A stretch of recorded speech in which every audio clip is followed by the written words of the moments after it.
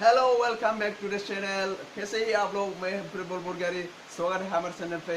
आज हम बात करेंगे how we can forward Instagram link. तो चलिए शुरू करते बिना किसी टाइम वेस्ट करें। तो गाइस, हम आ चुका है मोबाइल स्क्रीन पे। आप सबसे पहले जाना होगा क्रोम ब्राउज़र पे। माने बेवहाय इंस्टाग्रामावहाय जों आं इंस्टाग्रामाव खोन्थानि दे।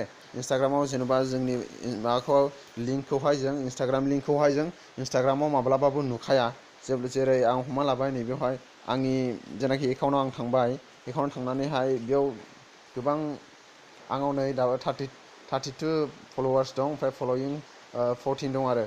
दा बेनि नैबे आंनि इंस्टाग्रामनि लिंकखौहाय जों माब्रैहाय प्रोवाइड खालामनो हागोन बा इंस्टाग्रामनि लिंकखौ जों माबोरै नुगोन बेखौ आं बे भिडिअनि गेजेरजों सारा डिटेल्स नोंथांमोननो खोन्थालांजोबगोन। दा नोंथांमोना भिडिअखौ आसा खालामो लास्टसिम नायगोन। दा बेनि जेनाखि लिंक, इंस्टाग्रामनि लिंक, जेनाखि आंनि एकाउन्टनि लिंक, बेखौ आं जेरावबो बे इंस्टाग्रामावहाय मोनखाया। नोंथांमोनाबो मोनखानाय नङा, जेराव बियो गैखाया नालाय। दा बेनिखायनो बे इंस्टाग्रामनि आंनि जेनाखि इंस्टाग्राम लिंक बेबायदिखौ जों बहा मोनो। जेरै आं हमना लाबाय नैबेवहाय वाइटि माबायाव थांबाय आं, वाइटि स्टुडिअ'आवहाय। बेवहाय फैनानै जेनेबा आं मोनसे नैबेखौ आं खुलिबाय आंनि माबाखौहाय। ओमफ्राय नैबावहाय जेनाखि डिसक्रिपसनाव आं माबा होदोंना इंस्टाग्राम लिंक, बे इंस्टाग्राम लिंक जेनेबा नैबे डिसक्रिपसनाव फैबाय इंस्टाग्राम। बे इंस्टाग्रामनि लिंक नुदों नै नोंथांमोना, बेवहाय इंस्टाग्रामनि लिंक नुदों। बे इंस्टाग्रामनि लिंकखौ जों माबोरै प्रोवाइड खालामो, बेबायदि जेनाखि बेयाव थुब्लानो जोङो माबाया मा होनो आंनि इंस्टाग्रामाव डाइरेक्टलि बेयो थांगोन आरोखि। दा बेनिखायनो जों थांनांगोन क्रोमाव थांनानैहाय नोंथांमोनाबो मा खालामनांगोन होनना बुङोब्ला instagram.com लिरनांगोन आरोखि।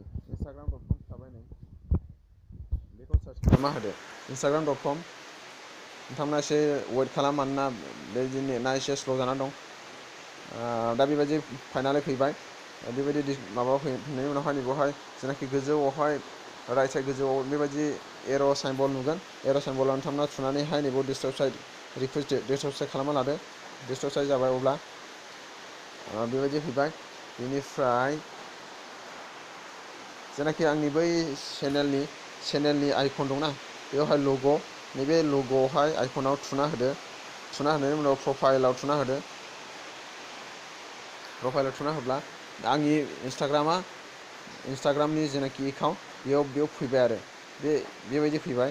दा जोंनिया माबाया आंनि इंस्टाग्रामनि लिंकआ नैबे जाबाय आरो। गोजौनि जेनाखि आं माबा खालामदों, बेनाखि सेलेक्ट खालामनाय दङना, बे आंनि इंस्टाग्राम लिंक। दा बेखौहाय बेयाव कपि खालामदो। ओरै कपि खालामनानैहाय बियो जेराव मेराव बियो इंस्टाग्राम लिंकआ पेस्ट खालामहैजाबाय आरोखि। बेखौ पेस्ट खालामना होदो, अब्लानो बे इंस्टाग्रामनि लिंकआ नोंथांमोना फाइनालि फैबाय।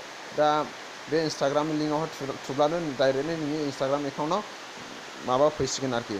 अब्ला बेखिनियानो। आसा खालामो नोंथांमोना भिडिअखौ मोजां मोनोब्ला लाइक खालामदो, आरो चेनेलाव गोदान हाबसनना नायदोंब्ला अननानै लाइक साबस्क्राइब खालामना लादो। आरो सोंनांगौ कुइसनफोर दङब्ला अननानैहाय सोंहरदो कमेन्ट बक्सआव। नोंथांमोननि कुइसनखौ गासैखौबो आनसार होजोबगोन। बेखिनियानो। अके, फर नाउ, बाय बाय।